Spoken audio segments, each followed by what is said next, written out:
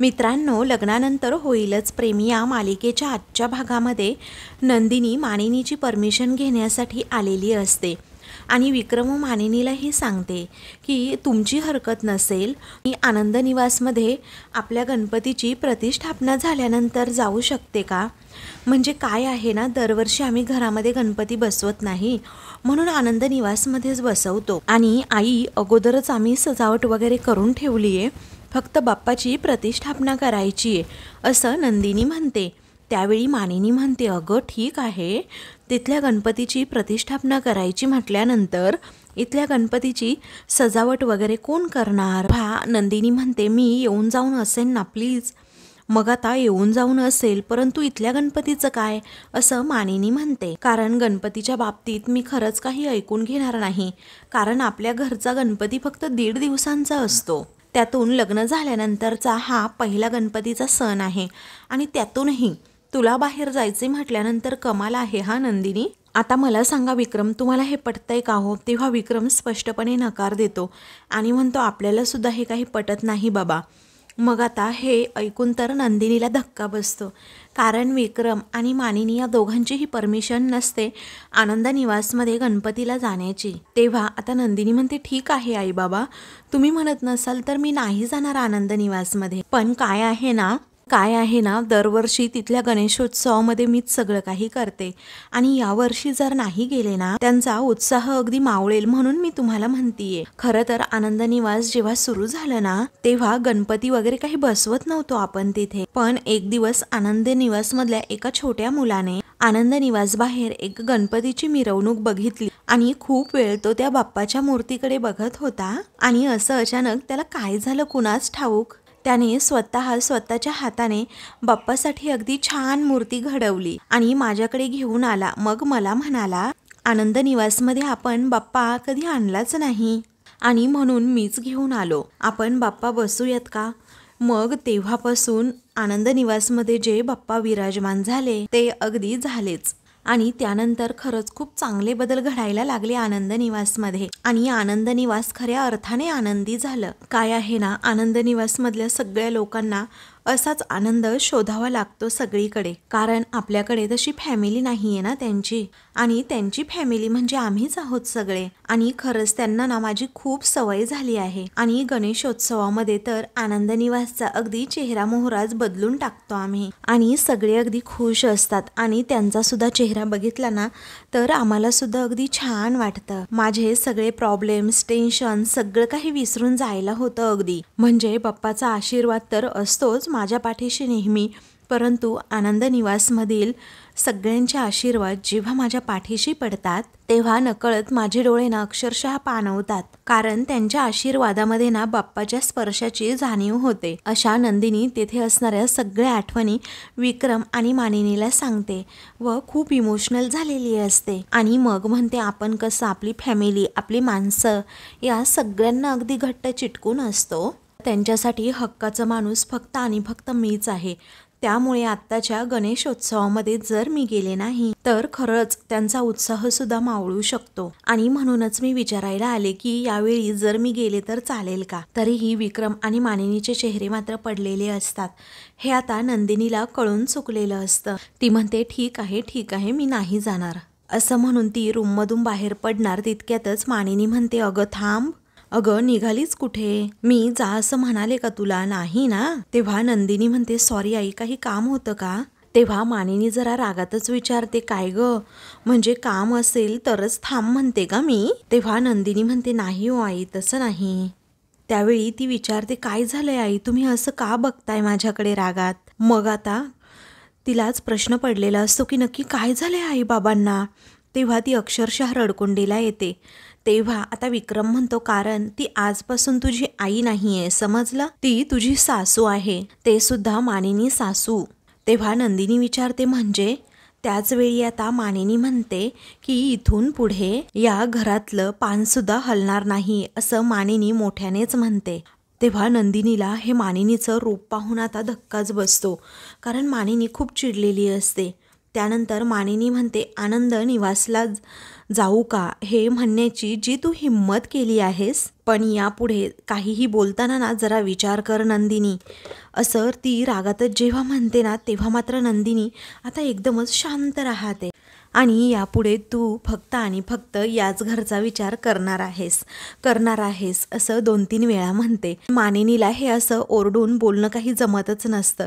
त्यामुळे विक्रम मोठ्याने हसतो आणि हात जोडून म्हणतो, ए बस कर बाई, आता बस कर. अगं तुझ्या सुनेचा चेहरा बघ अगोदर कसा झालाय तो. अगं आता रडेल ती असं म्हणून विक्रम पुन्हा मानिनीला जरा रिलॅक्स व्हायला सांगतो. तेव्हा मानिनी सुद्धा खूप मोठ्याने हसते. तेव्हा नंदिनी रडकुंडीला येते आणि म्हणते, आई तुम्ही ना.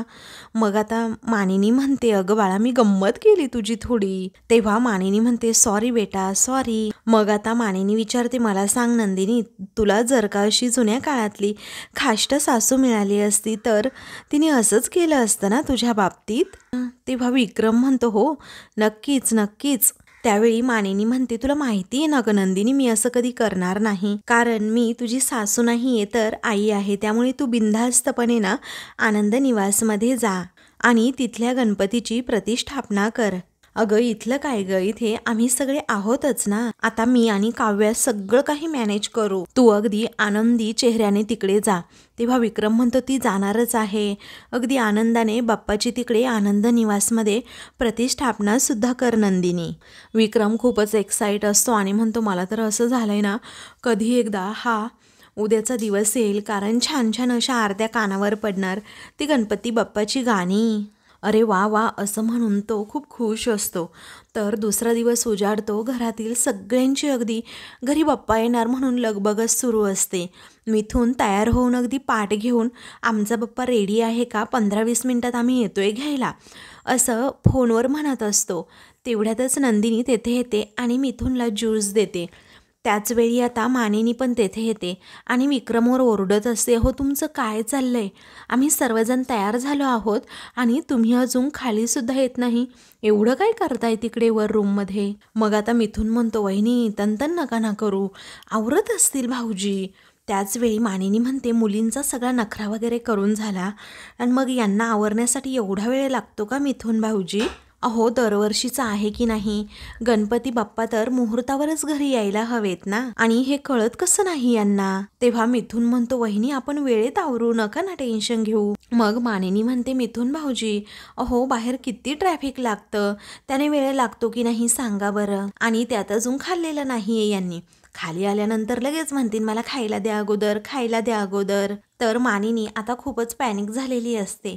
ते पाहून नंदिनी म्हणते, आई अहो जरा शांत व्हा ना प्लीज, किती पॅनिक होत आहे, आणि मी बाबांच्या रूममध्ये ऑलरेडी नाश्ता पण ठेवलाय आणि आता ना बाबा नाश्ता करूनच येतील खाली, डोंट वरी. मग आता मानिनी म्हणते, खरंच बाई तू आहे म्हणून आता तुम्ही दोघंच त्यांना बोलवा, नाही तर मी हात टेकले आता त्यांच्यासमोर. तेव्हा आता लगेचच विक्रम तेथे येतो आणि विचारतो, काय ग कोणासमोर हात टेकलेस तू. तेव्हा ती म्हणते, या जरा या.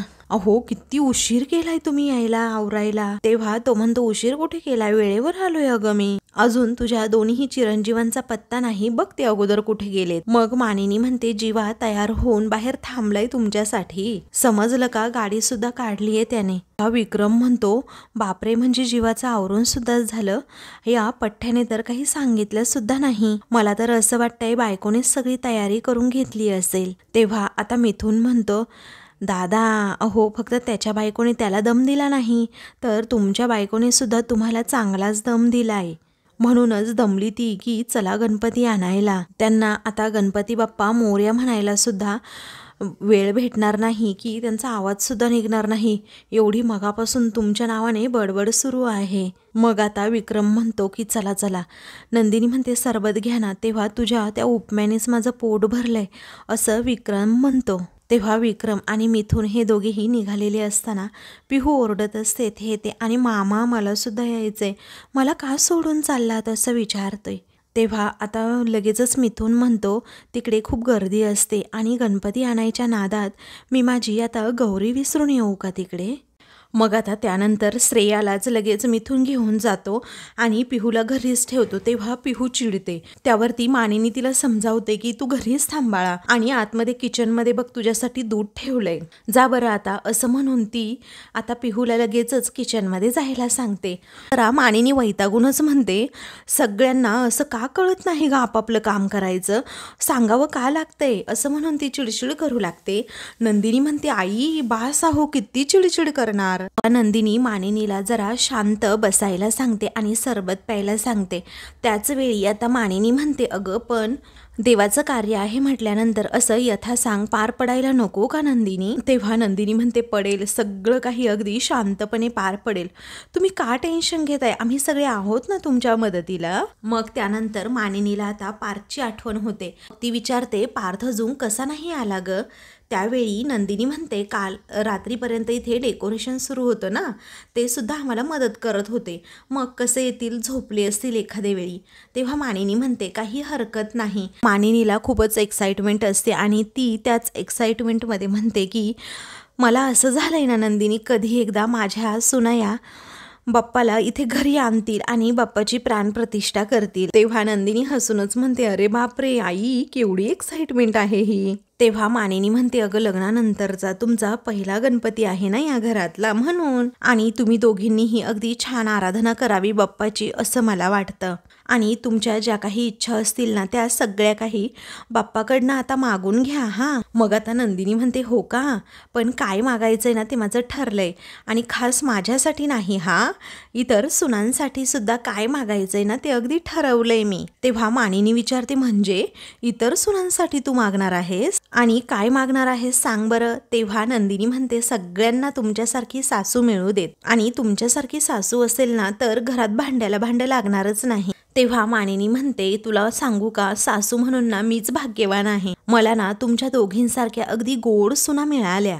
एक शांत आणि सुस्वभावी, आणि दुसरी आहे ना ती अगदी टगी आहे, सगळ्यांना अशी पुरून उरणारी. पण खरं सांगू, मी भाग्यवानच आहे, कारण तुम्हा दोघींसारख्या गोड मुली ज्या घरात जन्माला येतात ना ते आई वडील आणि आमच्यासारख्या सासवा, आम्ही तर एकदम लकी आहोत. कारण आता बघ ना ग नंदिनी, तुमच्या आयुष्यात इतकं काय काय घडून गेलंय, पण तुम्ही दोघीही अजिबात हारला नाही, प्रत्येक संकटाला अगदी भिडत गेलात, आणि तू तर तुझ्या चेहऱ्यावरचं हसू कधी ढळूच दिलं नाही, आणि तुझ्या मनात कितीही कोलाहल झाला तरीही तुझा संयम तू काही सुटू दिला नाही, आणि मला खरंच खूप कौतुक वाटतं अगं तुझं.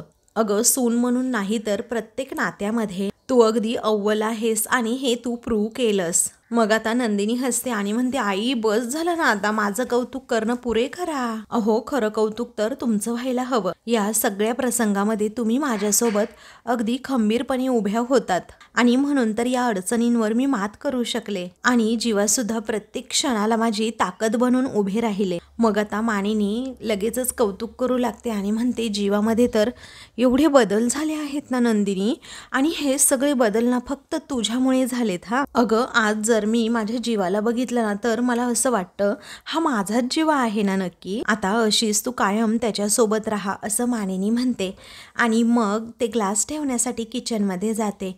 तेव्हा नंदिनी आता धक्क्यानेच एकदम शांत होते, कारण आता मानिनीने तिला सांगितलेलं असतं की कायम सोबत राहा, परंतु 6 महिन्यांमध्ये तर आमचा डिवोर्स होणार. त्यानंतर मानिनी आता लिस्टमध्ये चेक करत असते काय सामान राहिलं आणि काय नाही. तेव्हा पार्थ तेथे आवरून येतो आणि म्हणतो, आई सॉरी हा, मला उठायला जरा उशीरच झाला. तेव्हा आता मानिनी म्हणते, काही हरकत नाही, अरे नंदिनीने मला सांगितलं की तुम्ही रात्रभर डेकोरेशन करत बसला होतात. तेव्हा तो म्हणतो, हो ना. मग आता ती विचारते, काव्या कुठे आहे रे. तेव्हा काव्यासुद्धा रात्रभर रिव्हिजन करत बसल्या आणि अजून आवरतायत, असं मानिनीला आता पार्थ सांगतो. तेव्हा बाबा आणि जीवा कुठे आहे, मला दिसत नाहीत, असं लगेचच पार्थ विचारतो.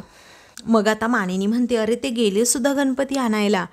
त्यावेळी पार्थ विचारतो, काय गेले सुद्धा, म्हणजे मला खरंच सणासुदीच्या दिवशीच उठायला उशीर झाला. मग आता त्यालाच त्याचं गिल्टी फील होत असतं, म्हणून आता मानिनी म्हणते, अरे बाळा जाऊ दे, तू दरवर्षी जात असतोच ना तसा गणपती बाप्पा आणायला, आणि तशी गुणी आहेत माझी मुलं, असं ती त्याचं गाल पकडत म्हणते. तेव्हा पार्थ म्हणतो, कसं आहे ना, आमची आई खूप समंजस आहे, त्यामुळे आईची मुलंसुद्धा गुणीच असणार. मग आता मानिनी म्हणते, म्हणजे आईचं कौतुक वाटतंय तर मुलाला. मग आता पुढे ती म्हणते, मला तर असं वाटलं होतं की बायका आल्यापासून मुलं बदलतील आणि बायकांचंच कौतुक करतील. पार्थ म्हणतो, अरे वा वा, म्हणजे मानिनी देशमुख तुम्ही बोलल्याच हा, टिपिकल सासूसारखं. पण मला वाटलं नव्हतं अशा टिपिकल सासू तुम्ही कधी व्हाल म्हणून. तेव्हा मानिनी विचारते, टिपिकल सासवांसारखं म्हणजे नक्की काय रे? त्यावेळी पार्थ म्हणतो, उगीच असं सुनांना बडबड करत राहायची आणि उगीच त्यांना टोमणे मारायचे, उगीच त्यांच्या चुका काढायच्या आणि कुरगोडी करायच्या. हे असं ठरवून सुद्धा तू करू शकत नाही हा कधी. मग आता मानिनी म्हणते, असं काही नाही हा, माझं एकदा डोकं सटकू दे, मग मी कशी बोलते तुला माहिती आहे ना. तेव्हा पार्थ मात्र आता हसतो. मग मानिनी म्हणते, तुला आठवतंय पार्थ, मग आता काव्याने जशा प्रकारे केक कोंबला होता वसुआत्याच्या तोंडात, तेव्हा केवढी चिडली होती मी काव्यावर, आणि नंदिनीच्या बाबतीत तर मी खरंच खूप वाईट वागले अरे. तेव्हा पार्थ म्हणतो, आई तुला जाणीव आहे ना की तू वाईट वागलीस, म्हटल्यावर तुझ्यामध्ये चांगुलपणा हा आहेच. तेव्हा मानिनी विचारते, काय रे आज कौतुक जास्त होते असं वाटत नाही का तुला? बस बरं इकडे जरा, असं म्हणून दोघेही आता तेथे बसतात. आणि आता मला तर असं वाटतंय की तुला आईकडून काहीतरी हवंय. तेव्हा पार्थ म्हणतो, न मागता एवढं काही आतापर्यंत दिलंय, आता आणखी काय मागू सांग बरं. फक्त आमच्या आईचं जरा कौतुक करतोय बस एवढंच. आणि खरं तर सासू म्हणून ना जरा जास्तच कौतुक केलं पाहिजे. तेव्हा मानिनी म्हणते, तुला खरं सांगू का, माझ्याहीपेक्षा मला जास्त कौतुक ना माझ्या सुनांचं वाटतं. कारण पार्थ त्या दोघीही त्यांचं घर सोडून ना आपल्याकडे आल्यात आणि आपल्या घरामध्ये काय काय घडून गेलंय, त्यांना काय काय सोसावं लागलंय. पण तरीही नंदिनी आणि काव्य या दोघींनी कधीही असा धीर खचू दिला नाही. कारण त्या दोघी एकमेकींसाठी, आपल्या घरासाठी अगदीच भक्कमपणे नेहमी उभ्या असतात. अर्थात तुम्ही दोघी सुद्धा नवरे म्हणून आपापल्या बायकांसाठी खूप काही करता आणि एखाद्या नात्यासाठी अजून काय हवं असतं, हो की नाही, असं म्हणून आता ती पार्थचं खूप कौतुक करत असते. जसं माझ्या सुनांबरोबर मैत्री व्हावी त्याप्रकारे मी प्रयत्न सुद्धा केले, तसंच तुम्ही दोघांनी सुद्धा आपापल्या बायकांबरोबर मैत्री व्हावी यासाठी खूप प्रयत्न केले आहेत आणि तुझे प्रयत्न तर मी बघितलेच आहेत ना. पण पार्थ तुला सांगू का, अरे सुरुवातीच्या काळात ना मला खरंच खूप म्हणजे खूप भीती वाटायची. असं वाटायचं की तुझ्या आणि काव्याच्या नात्याचं नक्की काय होणार आहे. सारखेच असे विचार मनात यायचे, काव्या चिडून बॅग भरून तिच्या घरी माहेरी निघून जाईल का, आणि ती जर चिडली तर तुमच्यातलं नातंच तोडून टाकेल का, असे एक ना अनेक विचार माझ्या मनात यायचे. आणि त्याच विचाराने ना मला तेव्हा त्रास सुद्धा व्हायचा. आणि तू प्रयत्न केलेस आणि त्याच प्रयत्नांमुळे खरी काव्या ही बाहेर काढलीस. अरे तिने केलेली ती चिडचिड आणि तिने वापरलेले ते वाकडे शब्द अक्षरशः तू फुलासारखे झेललेस. अरे तुझी ही धडपड तिला समजली असणार आहे पार्थ, कारण ती आज एवढी छान वागतीये ना आणि अगदी प्रेमाने सुद्धा वागतीये सगळ्यांबरोबर. अरे या वसुआत्याच्या प्रकरणामध्ये जेव्हा नंदिनीला सांगितलं होतं की आमच्या रूममध्ये यायचं नाही तुझ्या बाबांनी, तेव्हा मात्र काव्याने किती छान सपोर्ट केला. नंदिनी ताईची बाजू घेऊन कुणालाही न दुखवता तिने अक्षरशः मला भरवलं. नकळत का होईना तिच्या तोंडातून आई असा शब्द आला आणि काव्या ज्या प्रकारे आपल्या नंदिनीला पाठिंबा देते ना, खरंच त्यावरून असं वाटतं दोघींचं बॉन्डिंग खूप छान आहे. आणि अजून एक सांगू, वसुआत्याचं पितळ उघड पडण्यासाठी तुम्ही चौघे ज्या प्रकारे एकत्र आलात ते सगळं पाहून ना तुमच्या नात्याची वीण अगदी घट्ट होत चालली आहे. मला खरंच तुमच्या चौघांचा ना खूप अभिमान वाटतो बाळा. आणि आपल्या पाठीमागे बाप्पाचे आशीर्वाद आहेत. नाहीतर अशी संकटं आल्यानंतर माणसं दूर होताना मी खूपदा बघितली आहेत. तेव्हा पार्थ म्हणतो, नाती जपणं हे सगळं काही तुमच्याकडूनच शिकलोय आई आम्ही. आणि खरं सांगू, आम्ही जे काही वागलो ना ते फक्त आणि फक्त तुमच्या संस्कारातूनच. माझ्या वतीने आमचं नातं हे अतूट राहण्यासाठी सर्वतोपरी प्रयत्न करणारच आहे. मग मानिनी म्हणते, तूच कशाला बाळा, काव्यसुद्धा प्रयत्न करेलच. मला पूर्णपणे खात्री आहे तुमच्या दोघांमधलं नातं अजून अजून घट्ट होईल आणि तुम्ही ना कायम असं एकत्रच असणार आहात. मग आता पार्थला खूप वाईट वाटतं, त्याचे डोळे पाणवतात, कारण त्याला आता आठवतं की कशा प्रकारे आम्ही 6 महिन्यानंतर डिवोर्स घेणार आहोत. ते सगळेच प्रसंग आता त्याच्या नजरेसमोरून जातात. तर दुसरीकडे ही रम्या लादी पुसत असते आणि वसूसुद्धा. तेव्हा ती आता वैतागते आणि म्हणते, आई अगं बघ ना काय अवस्था झाली आहे आपली. दरवर्षी गणपतीत मामा तुला विचारल्याशिवाय काही करत नव्हता आणि आता बघ ना काय करतोय आपण दोघीही. तेव्हा वसू म्हणते घराचे वासे फिरल्यासारखं वाटते। तेव्हा आता लगेचच रम्या म्हणते आई वासे नाही चक्र फिरले आहेत चक्र। अगं मला तर असं वाटतंय ना आयुष्यभर या घरामध्ये दासी बनून राहावं लागतं की काय। तेव्हा आता वसू म्हणते रम्या वेडी आहेस का तू? अगं मी ना या घरची मालकीन आहे मालकीन, आणि त्यांनी आपल्याला कितीही दासी बनवण्याचा प्रयत्न केला ना तरीही जन्मभर असं काही दासी बनून राहायचं नाहीये आपण। तेव्हा रम्या विचारते हो का, मग काय करणार आहेस ग तू आई? हे बघ तुझा हक्क आहे या घरावर असं म्हणतेय, मामाचा अन तुझा समान हक्क आहे असं म्हणतेय, तर मग आपण असं दासी बनून का राहतोय या घरामध्ये मला तेच कळत नाहीये। तेव्हा वसू म्हणते कारण आपल्याकडून एवढी मोठी घोडचूक झाली आहे ना रम्या, त्या घोडचुकीला घरातील कोणीही माफ करणार नाही आता। आणि तसंही हे घर माझं जरी असेल ना तरीही मी कुणालाही घराबाहेर काढू शकत नाही, कारण यामुळे ना आपलीच बदनामी होईल, त्यामुळे जरा संयम ठेवायला शिक। तेव्हा रम्या म्हणते आई असं काहीतरी कर ना जेणेकरून या सगळ्यातून आपली सुटका होईल। तेव्हा वसू म्हणते हो हो रम्या, अगं जरा धीर धर ना प्लीज। अगं त्या लोकांना आपल्याशिवाय गणपती बाप्पा अगदी धुमधडाक्यात साजरा करण्याची खुमखुमी आली आहे ना, आता यांची हीच खुमखुमी मी उतरवणार, आपल्या डोळ्यामध्ये पाणी आणून यांना आनंद साजरा करायचा आहे। मला खात्री आहे रम्या या गणपतीमध्ये ना नक्कीच काहीतरी विघ्न येणार असं वसू म्हणते। इकडे पार्थच्या डोळ्यात पाणी आलेलं असतं। तेव्हा मानिनी विचारते काय झालं बाळा? तो म्हणतो काही नाही ग, तू आत्ता जे काही बोललीस ना त्यामुळे नात्याचा प्रवास आठवला आणि मग ते पाणी आलं। मग आता ती समजावते बाळा नको काळजी करू, सगळं होईल ठीक, आणि मला माझ्या दोन्ही सुनांच्या आणि लेकांच्या डोळ्यात पाणी पाहायचंच नाही, असे दुःखाचे अश्रू तर नाहीच नाही, दिसलेच तर ते आनंदाश्रूच असले पाहिजे, आणि बाप्पाकडे मी हेच मागणं मागणार। तेव्हा पार्थ आता खुश होतो आणि मानिनीला मिठी मारतो। तर आता मित्रांनो पुढील भागामध्ये नंदिनी आणि जीवा हे दोघेही बाप्पाची आनंद निवासमध्ये प्राणप्रतिष्ठा करतात। तेव्हा तेथे कोणीतरी एक माणूस येतो आणि तो सुद्धा आरती घेतो। तेव्हा जीवा आणि नंदिनी त्याच्याकडे बघत राहतात। इकडे घरातील सगळ्यांची आरती झालेली असते। पार्थ आणि काव्य दोघेही आता सगळ्यांनाच आरती देणार असतात। तेवढ्यातच एक बाई आता तेथे येते। मग मानिनी विचारते कोण आहेत ह्या? तेव्हा त्या बाईच म्हणतात सांगू का मी नक्की आहे कोण? तेव्हा आता पार्थ आणि काव्य पुन्हा एकमेकांकडे पाहतात। तर आता मित्रांनो अशाच मालिकेंचे पुढील भाग पाहण्यासाठी चॅनलला सबस्क्राईब करा।